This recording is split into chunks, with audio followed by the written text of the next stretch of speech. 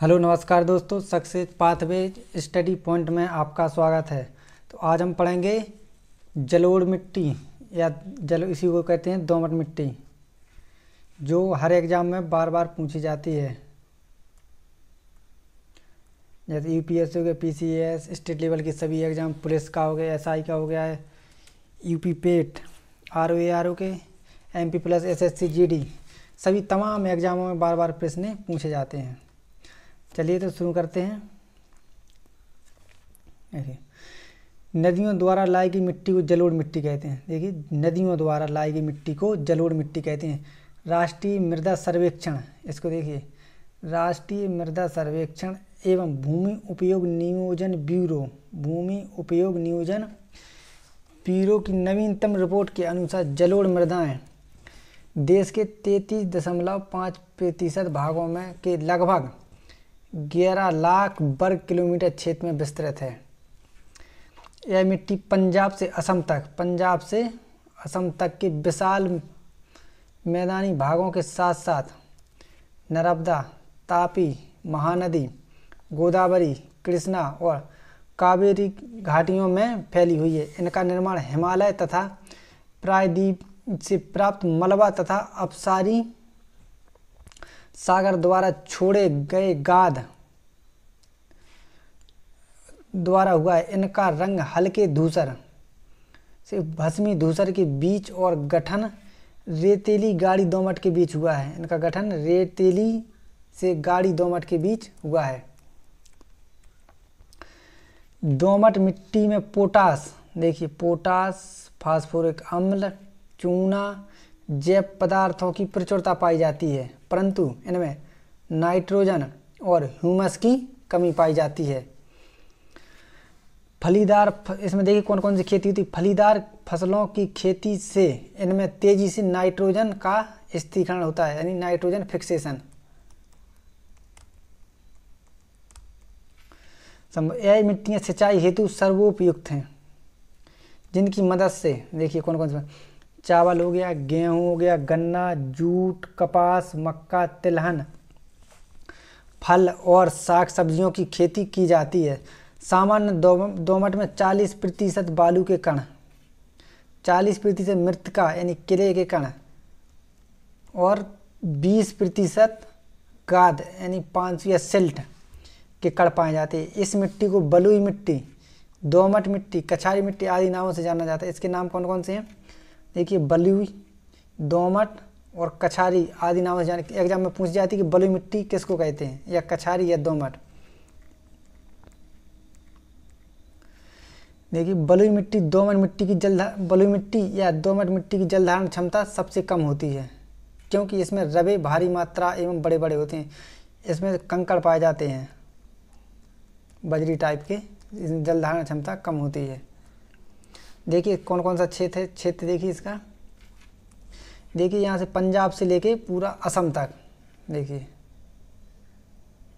यानी उत्तरी भारत का पूरा मैदान,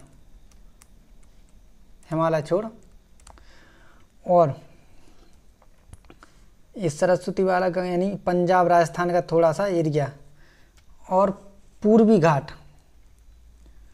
जो पूर्वी घाट है वो पूरा जलोढ़ मिट्टी का क्षेत्र है।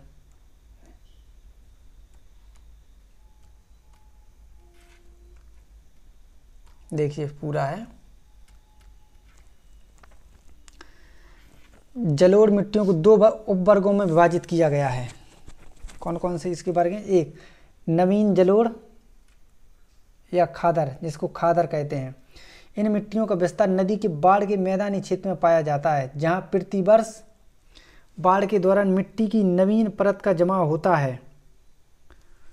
होता रहता है। इस मिट्टी की जल धारण क्षमता अधिक होती है। यह मिट्टी सदैव उर्वर बनी रहती है।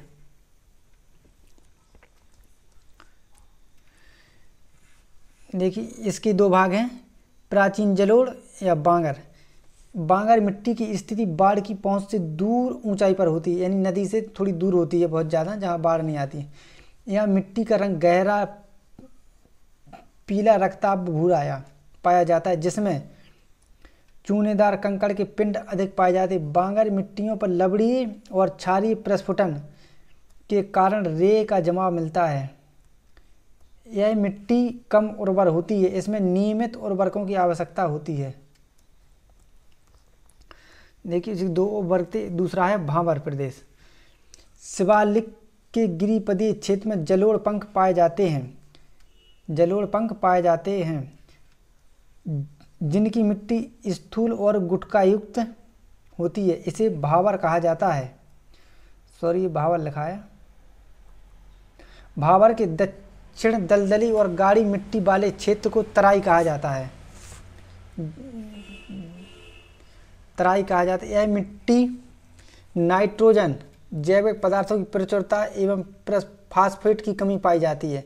देखिए इस भावर में जैविक पदार्थ नाइट्रोजन की जो प्रचुरता होती है एवं फास्फेट की कमी पाई जाती है। यहाँ के ऊंचाई भागों में प्राप्त प्राचीन जलोढ़ को रार कहा जाता है, रार के नाम से जानते हैं। चलिए तो पूरे इसके कुछ प्रश्न देखते हैं जो एग्जामों में पूछे गए हैं। चलिए तो पहला क्वेश्चन है, भारत में सबसे अधिक उपजाऊ मृदा कौन सी है? सबसे अधिक उपजाऊ मृदा, ऑप्शन है ए काली मृदा, बी लाल मृदा, सी जलोढ़ मृदा, डी लैटेराइट मृदा। आंसर दीजिए।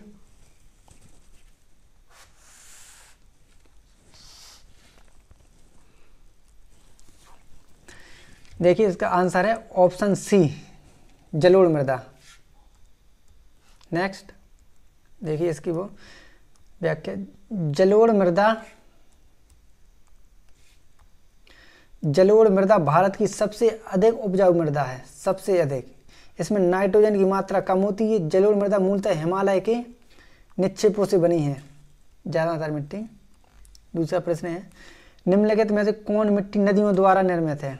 नदियों द्वारा, इसके ऑप्शन है ए जलोढ़ मिट्टी, बी काली मिट्टी, सी लैटेराइट मिट्टी और डी है पर्वतीय मिट्टी। आंसर दीजिए।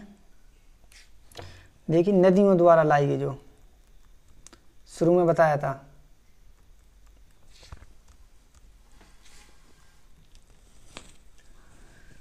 तो इसका आंसर है ऑप्शन ए जलोढ़ मिट्टी।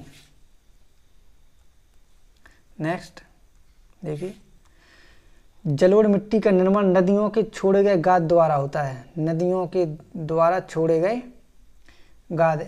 जलोढ़ मृदा देश के 33.5% भागों में लगभग 150 मिलियन हेक्टेयर या 11 लाख किलोमीटर स्क्वायर में विस्तृत है।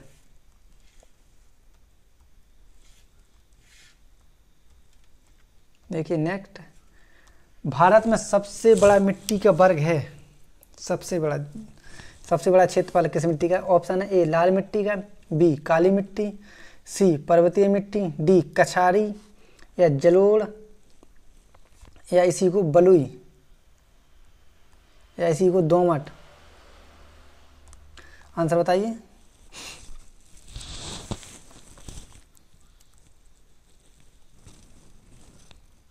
तो इसका आंसर है ऑप्शन डी कछारी मिट्टी या जलोढ़ मिट्टी। चलिए नेक्स्ट देखिए इसकी व्याख्या, कछारी मिट्टी या जलोढ़ मिट्टी सर्वाधिक क्षेत्र में पाई जाने वाली महत्वपूर्ण मिट्टी। यह मिट्टी पंजाब से असम तक के विशाल मैदानी भाग के साथ साथ देखो नर्मदा, तापी, महानदी, गोदावरी, कृष्णा और कावेरी घाटियों में पाई जाती है। जहाँ जहाँ बड़ी नदियाँ हैं सभी नदियों के क्षेत्रों में पाई जाती है। चलिए नेक्स्ट, निम्नलिखित में से मिट्टी का कौन सा वर्ग भारत के सर्वाधिक क्षेत्र पर फैला है? सर्वाधिक क्षेत्र, ऑप्शन है ए जलोढ़ मृदा, बी लाल मृदा, सी लैटेराइट मृदा, डी मरुस्थलीय मृदा। आंसर दीजिए।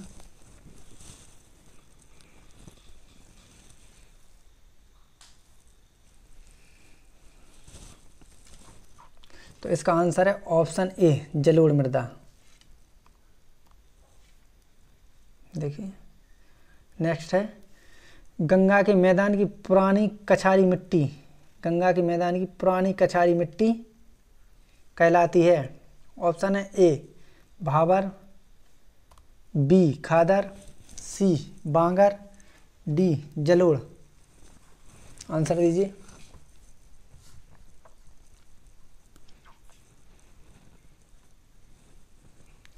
देखिए इसका आंसर है ऑप्शन सी, बांगर।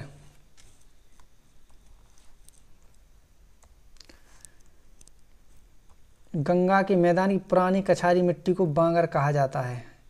उनकी स्थिति बाढ़ की पहुंच से परे ऊंचाई पर होती, कुछ इनमें बाढ़ नहीं आती है, बहुत पहले आई होगी। इन मिट्टियों का रंग पीला रक्ताभ होता है, थोड़ा हल्का सा पीला भूरा टाइप का। नेक्स्ट, निम्नलिखित में से किस प्रकार की मृदा की जल धारण क्षमता सबसे कम है? देखिए जल धारण क्षमता सबसे कम, तो इसके ऑप्शन है ए बलुई मिट्टी, बी दोमट मिट्टी, सी काली मिट्टी, डी लेटेराइट मिट्टी। देखिए जल धारण क्षमता कम, आंसर दीजिए।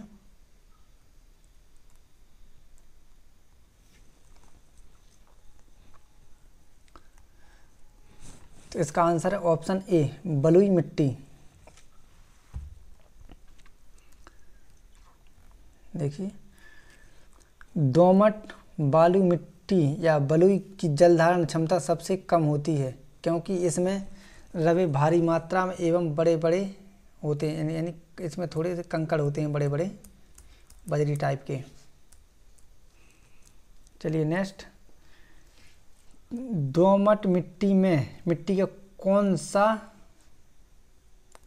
एक लिखा है कण, कौन सा कण मिलता है? ऑप्शन है ए बालू कण, बी चिकना कण, सी पांसु या गाद का कण, डी सभी प्रकार के कण। आंसर दीजिए।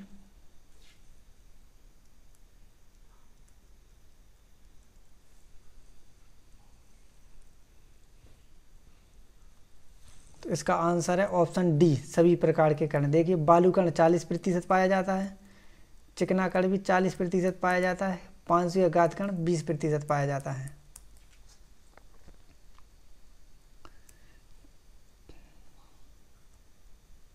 देखिए दोमट मिट्टी में 40% बालू के कण, 40% मृत्तिकाई कण एवं 20% गाद के कण पाए जाते हैं।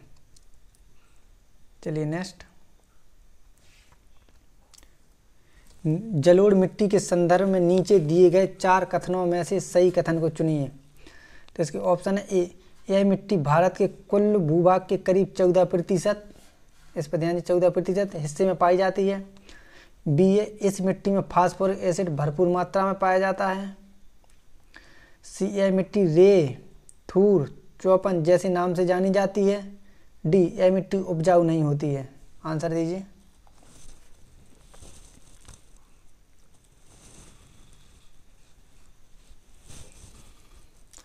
देखिए इसका आंसर है ऑप्शन बी, क्योंकि देखिए यह मिट्टी भारत के कुल भूभाग के करीब 14% नहीं 33.5% भाग पर। ऑप्शन बी सही। इस मिट्टी में फास्फोरिक एसिड भरपूर मात्रा में पाया जाता है। ऑप्शन यह मिट्टी रे, थूर, चौपन आदि नाम नहीं, ये तो अम्लीय मिट्टी के नाम है। इस मिट्टी को कहते हैं दोमट, बलुई, कछारी। ऑप्शन डी है मिट्टी उपजाऊ नहीं, ये उपजाऊ होती है, सबसे अधिक उपजाऊ मिट्टी है।